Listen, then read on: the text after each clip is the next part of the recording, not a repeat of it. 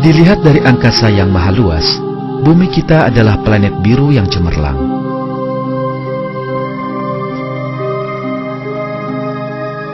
Warna luar biasa dari bumi ini disebabkan oleh air yang menutupi 70% bagiannya.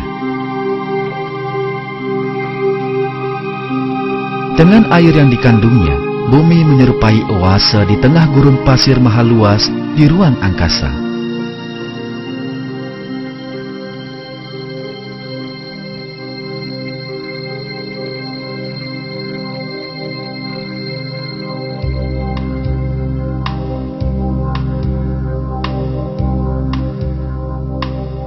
Kehidupan di bumi tidak hanya terdiri dari apa yang kita lihat di daratan.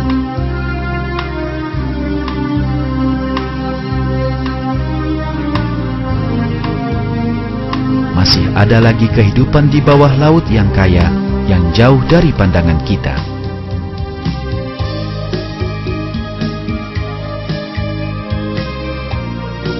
Dalam rancangan khasnya, masing-masing lautan menjadi rumah bagi berbagai jenis makhluk laut yang sangat beragam.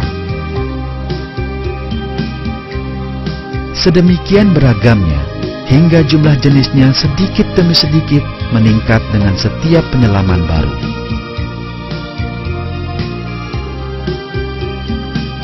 Dalam film ini, Anda akan mengenal lebih dekat makhluk-makhluk laut yang sangat menarik yang hidup di dalam samudera, serta menyaksikan kepiawaian Allah yang tak tertandingi dalam mencipta dengan contoh-contoh yang mungkin belum pernah Anda saksikan.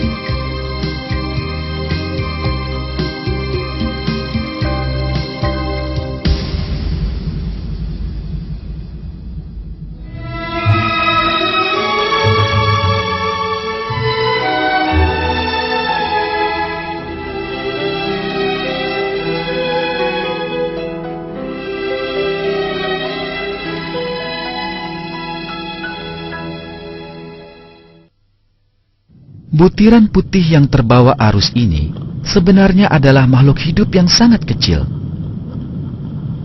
Plankton merupakan makhluk hidup berjumlah paling banyak di dalam laut. Makhluk ini adalah hewan tak bertulang belakang yang memiliki keanekaragaman sangat besar, seluruhnya sangat berbeda satu sama lain. Makhluk berbentuk aneh ini merupakan sumber makanan utama bagi kehidupan laut.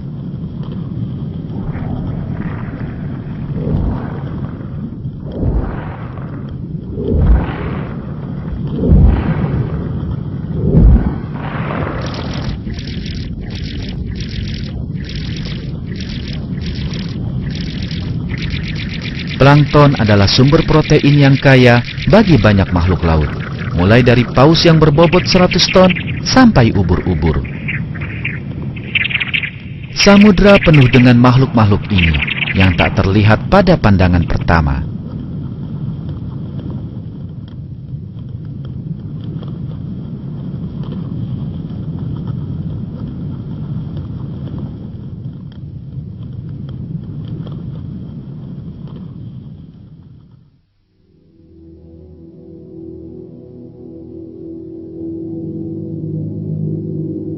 Hewan tak bertulang belakang berduri adalah yang terbanyak dijumpai di dasar samudra.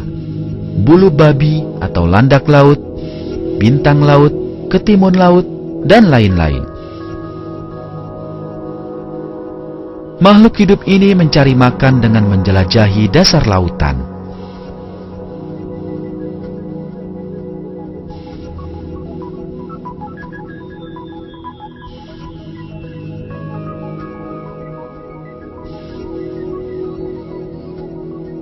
Bulu babi adalah hewan tak bertulang belakang yang berpenampilan menarik.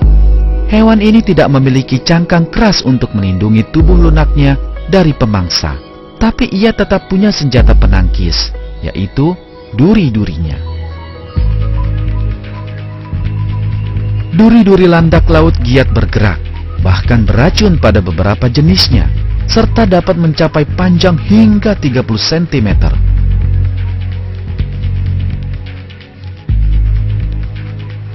Kaki berbentuk pipa yang menonjol keluar dari tubuhnya merupakan tungkai yang sangat berharga bagi kastanya laut ini.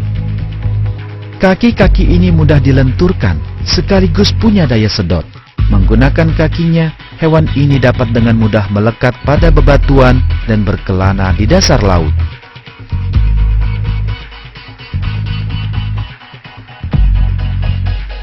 Pembuluh ini layaknya mata bagi sang landak laut. Pembuluh tersebut dapat merasakan panas, cahaya, dan getaran di dalam air dengan begitu pekanya. Plankton yang terbawa arus disedot oleh kaki landak laut yang juga berperan sebagai insangnya. Oksigen dan karbon dioksida dipertukarkan di sini. Mulut landak laut terletak tepat di bawah tubuhnya.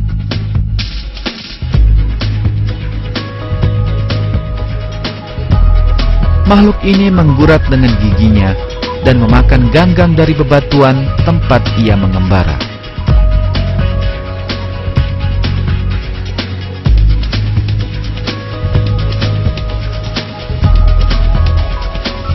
Perkembangbiakan landak laut adalah saat paling menakjubkan.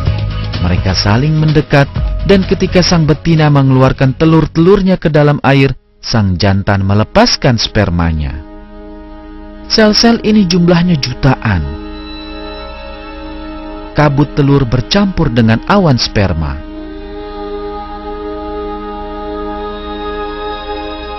Mengingat segala kesulitan dan bahaya yang akan mereka hadapi, nyatalah mengapa begitu banyak sel dilepaskan.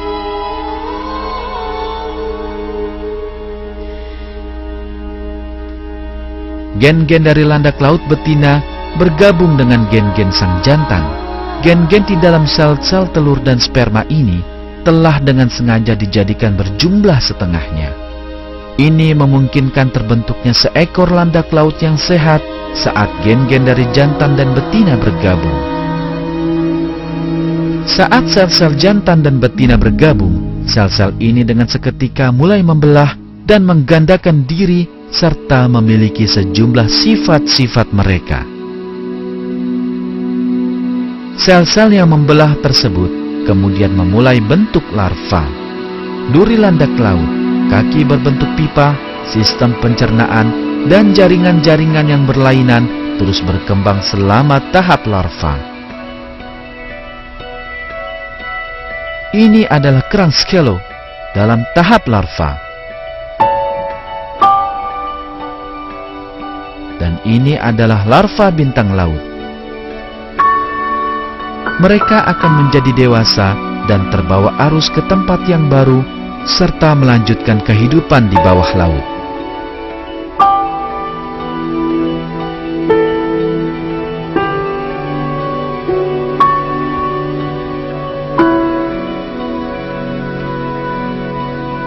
Siapakah yang menentukan jumlah sel telur dan sel sperma?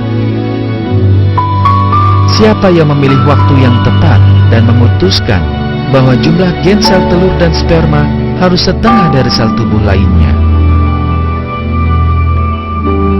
Tidak ada satupun makhluk hidup yang tinggal di dasar laut yang mampu memperoleh pengetahuan seperti itu dari dirinya sendiri. Tidak diragukan lagi, Allah yang Maha Kuasa, pemilik ilmu pengetahuan dan kekuasaan yang tidak terbatas, yang memberikan bentuk bagi landak laut dan menentukan setiap tahap kehidupannya.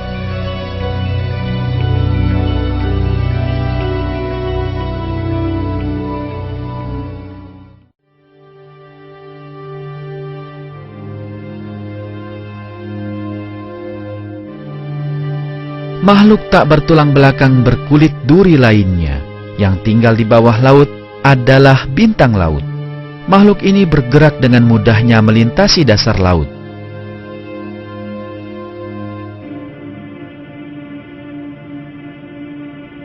Mangkuk penghisap khusus telah ditempatkan pada lengannya agar makhluk ini dapat menempel dengan aman. Hal ini memungkinkan bintang laut memanjati tempat-tempat yang dipilihnya.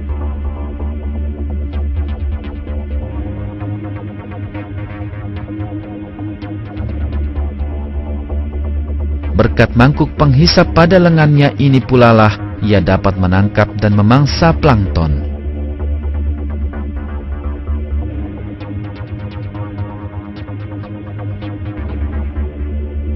Bintang laut menggunakan tekanan hidrolik untuk menggerakkan lengan-lengannya. Cara yang persis sama dengan mesin yang mengangkut muatan berat menggunakan lengan-lengannya.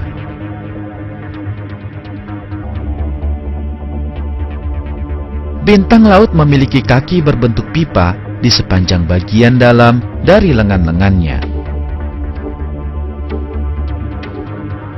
Kaki ini dihubungkan dengan seperangkat pipa bagian dalam yang penuh dengan air.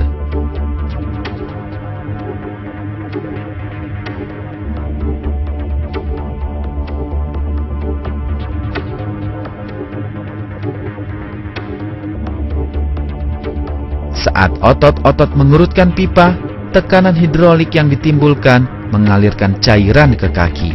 Dengan cara ini, tekanan hidrolik menyebabkan gerakan bergelombang pada kaki.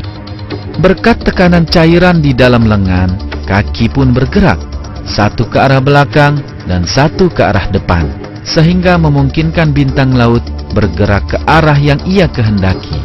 Rancangan tanpa celah ini adalah bukti penciptaan bagi orang yang beriman. Dalam surat Al-Jathiyah, Allah yang Maha Kuasa mengungkapkan kepada kita pentingnya memikirkan makhluk hidup.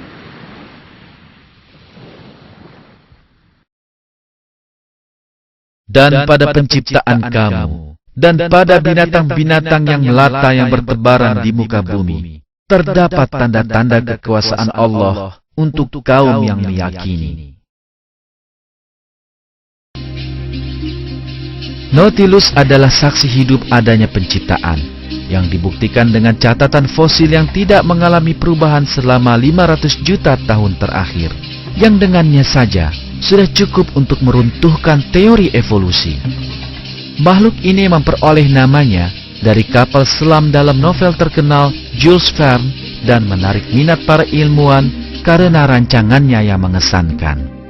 Nautilus memiliki bilik-bilik khusus di dalam cangkangnya. Ada 4 buah bilik ini pada Nautilus yang baru menetas dan mencapai 30 bilik pada Nautilus dewasa. Makhluk ini menempati bilik yang paling luar saja. Kegunaan bilik selebihnya persis seperti pada kapal selam, yakni menampung dan melepaskan udara agar makhluk ini dapat turun ke kedalaman tertentu. Karenanya, Nautilus mampu berenang dengan mudah pada kedalaman antara 90 dan 450 meter. Nautilus naik dengan cara mengisi bilik-bilik ini dengan udara dan turun ke kedalaman dengan melepaskan udara tersebut. Namun di mana Nautilus menemukan udara tersebut? Para ilmuwan yang mencari jawaban terhadap pertanyaan itu menemukan sistem yang menakjubkan. Suatu gas khusus dihasilkan oleh perangkat biokimiawi di dalam tubuh Nautilus. Gas ini bertukar tempat dengan air di dalam bilik-bilik. Teknik ini yang mulai diterapkan manusia pada kapal selam di abad ke-20 telah digunakan oleh Nautilus selama berjuta-juta tahun.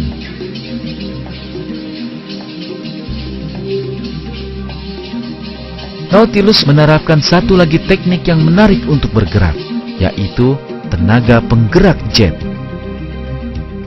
Makhluk ini mengeluarkan air yang ia kumpulkan di bawah cangkangnya dari sebuah rongga di bawah lengannya.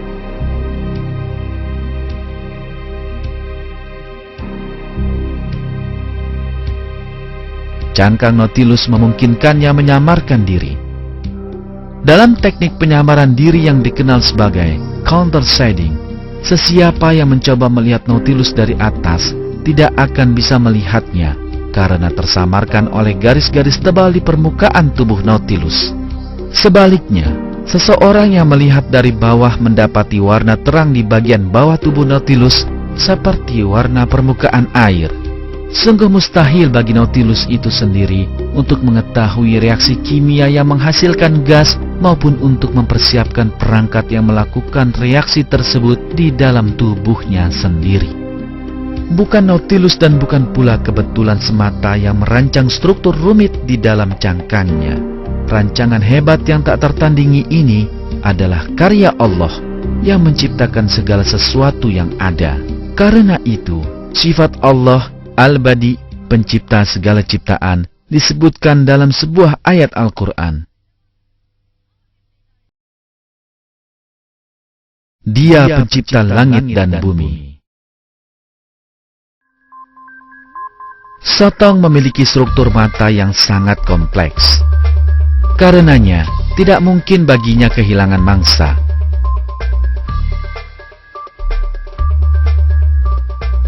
Semakin baik mata Anda melihat ke sekeliling Anda, semakin banyak Anda harus menyembunyikan diri.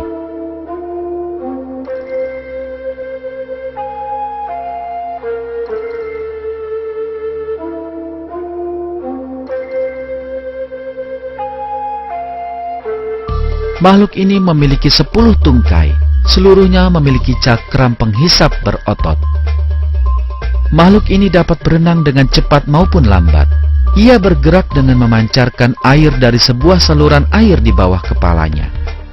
Dengan bentuk hidrodinamis yang memungkinkannya bergerak maju tanpa hambatan air, sotong menjadi salah satu makhluk laut yang bergerak paling cepat. Beberapa jenis sotong mampu berenang pada kecepatan 33 km per jam. Rahasia di balik kecepatan sangat tinggi ini adalah jaringan serat protein yang terajut di sepanjang tubuhnya. Berkat kekuatan dan kelenturan serat ini, sotong mampu memompa air dengan sangat cepat. Ada satu hal sangat penting di sini yang memerlukan perhatian cermat. Prinsip kerja mesin tenaga pendorong jet tepat sama dengan yang dimiliki sotong.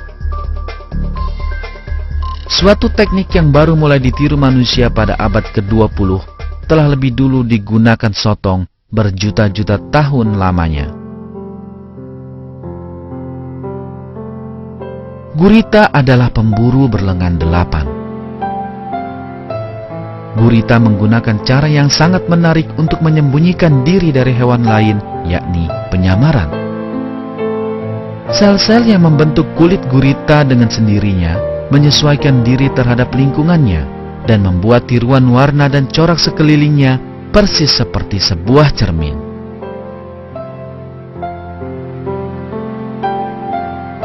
Mata gurita sangatlah tajam. Gurita dapat mengenali perubahan lingkungannya dengan sangat baik, dan karenanya mampu mengubah warna dan corak kulitnya agar bersesuaian dengan lingkungannya. Kulitnya dilapisi sel-sel khusus bernama kromatofora yang mengandung pigmen. Di dalam kulit, sel-sel ini mengembang atau mengerut saat dirangsang oleh sistem saraf sehingga menciptakan pola warna yang dapat diubah dengan seketika.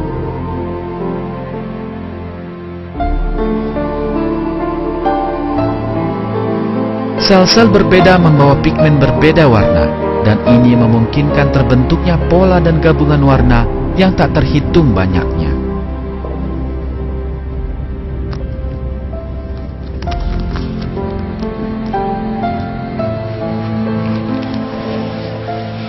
Makhluk yang paling sering diburu oleh gurita adalah kepiting. Sang gurita dengan lihainya mempertahankan diri dari capit kepiting yang sangat kuat, dan giginya cukup kuat untuk mengoyak cangkang kepiting. Dengan keistimewaannya yang unggul, pemburu ini yang tersusun atas otot yang bergerak adalah makhluk sempurna yang mampu menyembunyikan dirinya dengan cara terbaik. Mustahil bagi gurita untuk merasakan perlunya menyembunyikan diri dari makhluk lain dan kemudian dengan sengaja menempatkan sel-sel warna khusus di dalam kulitnya. Perangkat penyamaran hebat yang dimiliki gurita ini tak diragukan lagi, merupakan contoh penciptaan tanpa celah oleh Tuhan yang Maha Mengetahui segala sesuatu.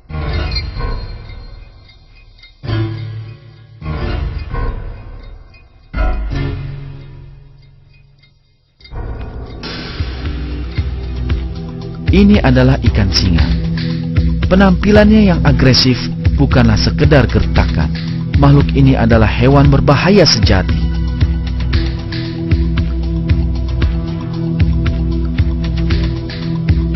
Sirip pada punggungnya mengandung duri-duri beracun. Duri-duri ini melindunginya ketika diserang.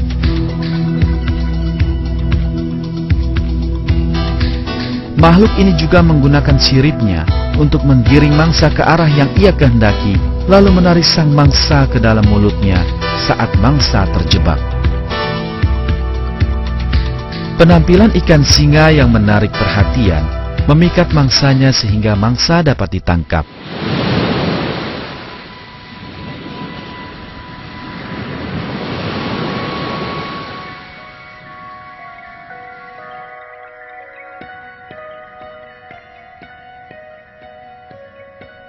Makhluk hidup mampu bertahan hidup berkat tubuh mereka yang diciptakan bersesuaian dengan tekanan atmosfer di sekeliling mereka.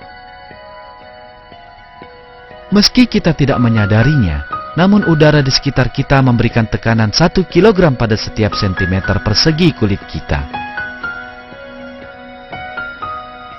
Namun demikian, tubuh kita dan semua makhluk hidup lainnya telah dirancang agar bersesuaian dengan tekanan tersebut. Samudra tersusun atas zat yang bahkan lebih berat daripada udara, yaitu air.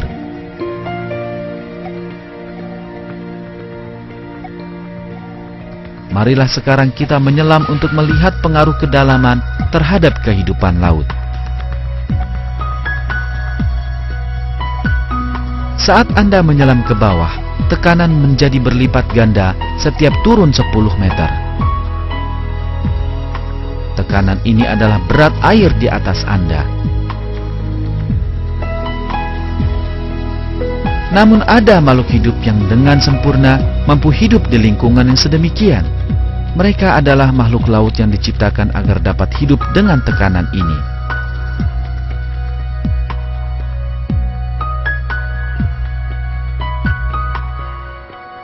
Sinar matahari yang cukup hanya dapat menembus 100 meter ke dalam lautan dengan leluasa.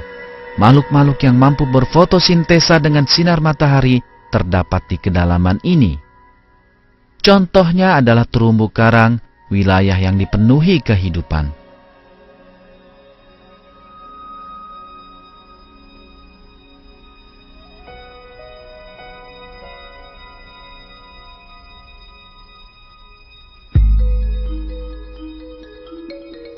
Fotosintesis menjadi mustahil di kedalaman melebihi 150 meter. Anda tidak akan menemukan tumbuhan apapun di sana.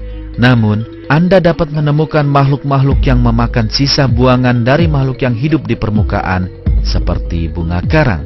Walaupun mirip tumbuhan, bunga karang sebenarnya adalah suatu koloni hewan yang teratur.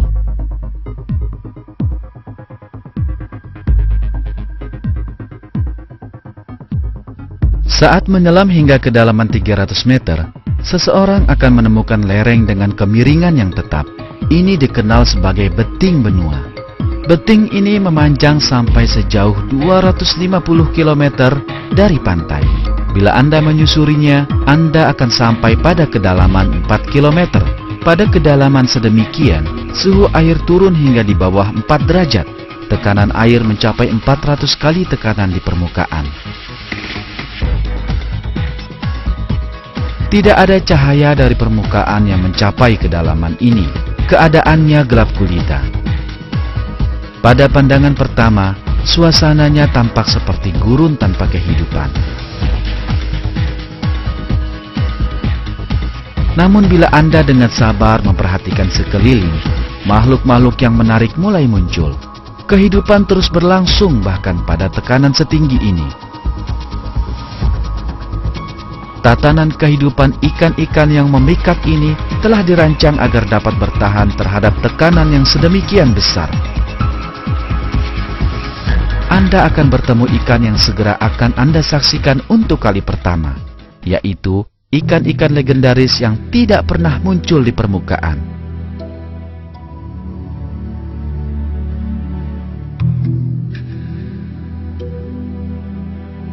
Ini adalah seekor ikan naga.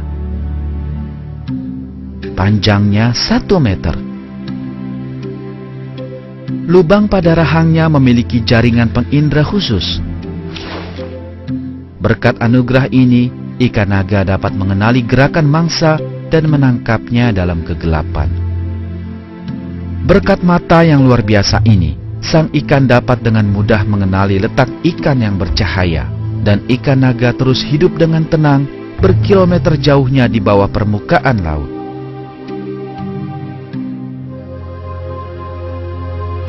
Ini ikan prajurit, panjangnya sekitar 50 cm.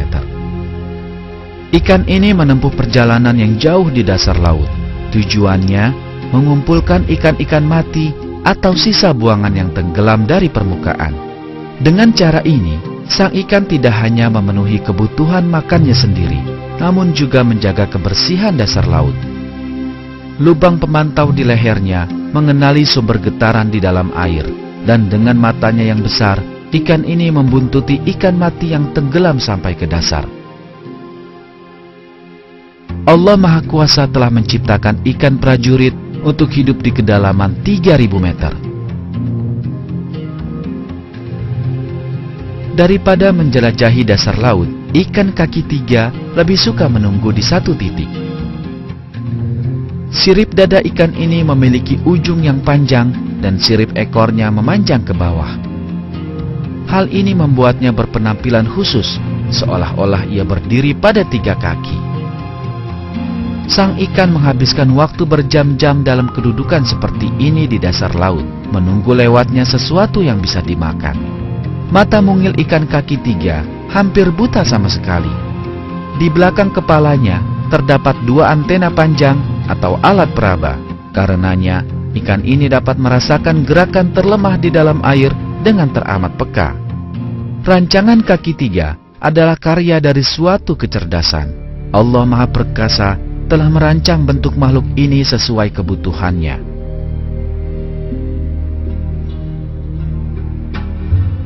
Inilah kejutan lainnya di kedalaman samudra.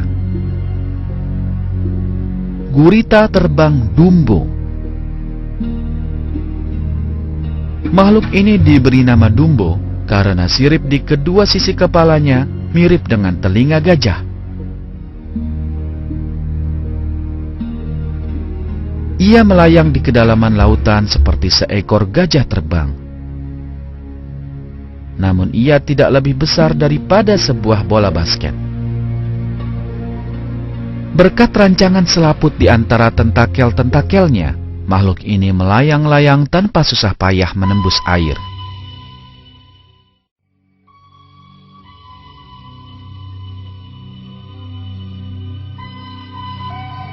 Penglihatan prima sangatlah penting di dalam air yang kelam ini untuk memperoleh makanan dan menghindar dari terkaman hewan lain.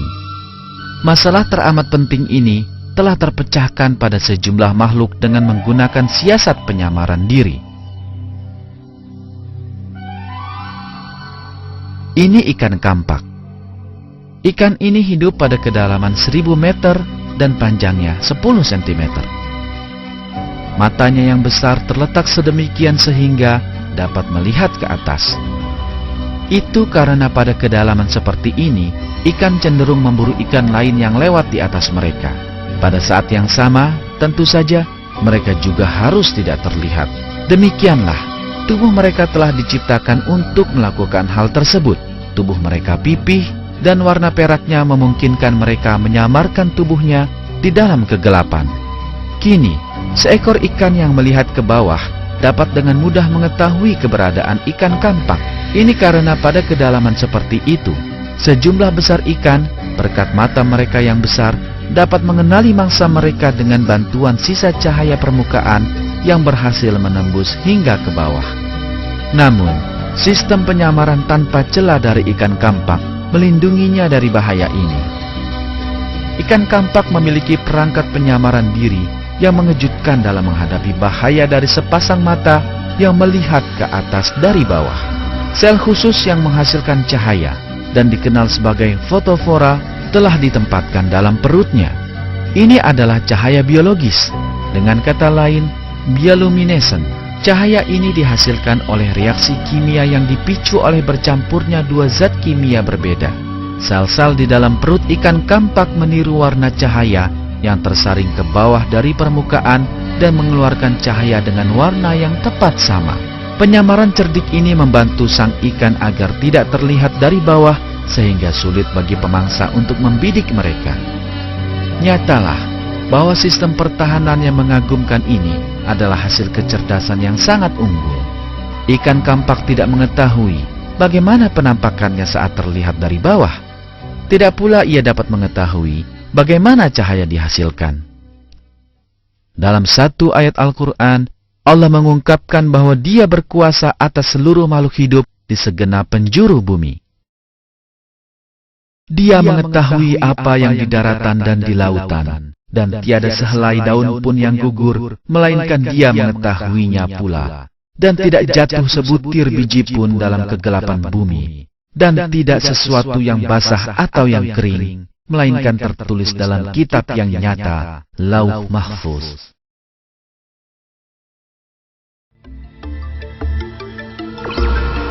Ikan ini, yang hidup pada kedalaman 4.000 meter, mendapat julukan sebagai ikan pemancing. Ini karena sang ikan menerapkan cara yang menyerupai para pemancing ikan yang menggunakan tangkai pancing berwarna cerah untuk menarik perhatian ikan.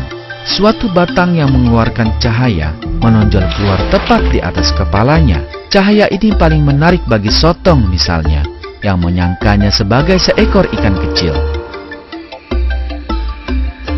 Teknik berburu yang diterapkan oleh ikan pemancing adalah buah karya kecerdasan yang sangat unggul.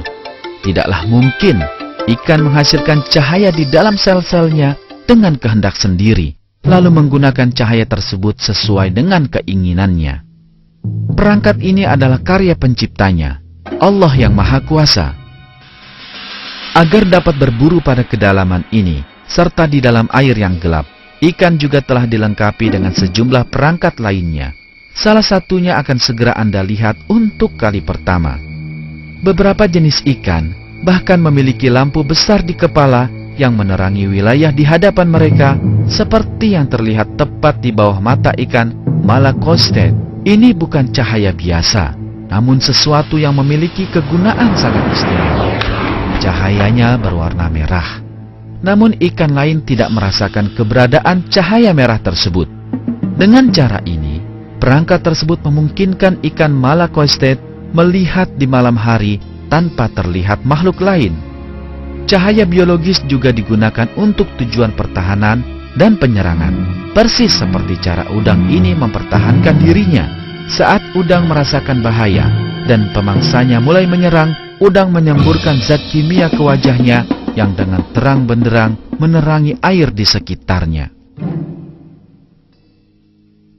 Di dalam gelap gulitannya laut dalam, cahaya ini membutakan sang pemangsa dan memberikan waktu yang cukup bagi udang untuk melarikan diri. Cara udang menerapkan strategi pertahanan sedemikian mengarahkan kita kepada fakta penciptaan. Udang tidak dapat mengetahui zat kimia mana yang harus digunakan atau bagaimana cara menggunakannya. Tidak pula ia dapat mengatur setelan yang tepat yang diperlukan untuk menunda reaksi kimia hingga ia merasakan adanya bahaya. Allah, Sang Maha Kuasa dan Maha Bijaksana, yang mengetahui segala sesuatu, telah menciptakan udang beserta perangkat pertahanannya. Ostrakot ini tidak lebih besar daripada sebutir kacang, namun karena memiliki salah satu indera penglihatan tertajam dari segala jenis ikan di kegelapan, ostrakot merupakan sebuah ancaman besar. Mangsa paling disukainya adalah sejenis plankton yang dikenal sebagai copepods. Copepods menghasilkan cahaya untuk saling berkomunikasi dengan sesamanya. Ostrakot mendekatinya dengan mengikuti pancaran cahaya ini sewaktu berkelap-kelip. Namun copepod juga memiliki siasat pertahanannya sendiri. Saat bahaya mendekat, ia menyemburkan awan cahaya sebagai muslihat bagi pemangsa. Karena kebingungan, ostrakot mulai mengikuti sumber cahaya yang lain itu, sementara copepod meloloskan diri di dalam kegelapan.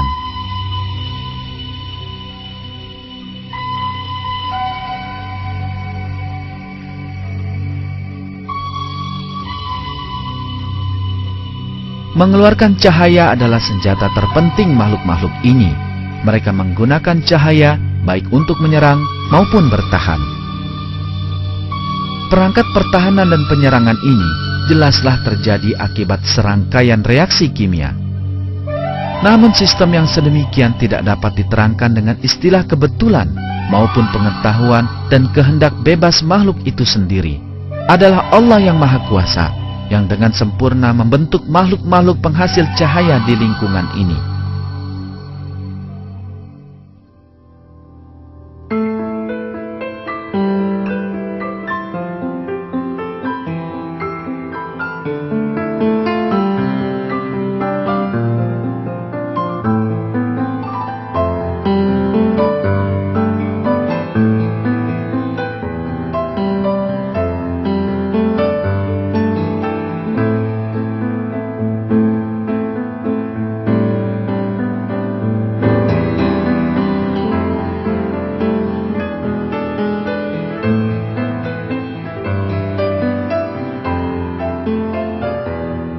Kedalaman lautan menyerupai arena pekan raya. Berjuta makhluk laut dengan segala rancangannya yang sungguh beraneka hidup di dalam lautan. Di kedalaman lautan, makhluk-makhluk ini tetap menjadi rahasia selama ribuan tahun. Namun mereka memiliki arti teramat penting bagi manusia di masa kini yang telah berhasil menelitinya. Keanekaragaman besar ini adalah sarana agar manusia mampu sekali lagi menyaksikan dan memahami bahwa Allah Maha Kuasa yang menciptakan mereka memiliki kekuasaan dan pengetahuan yang tak terbatas.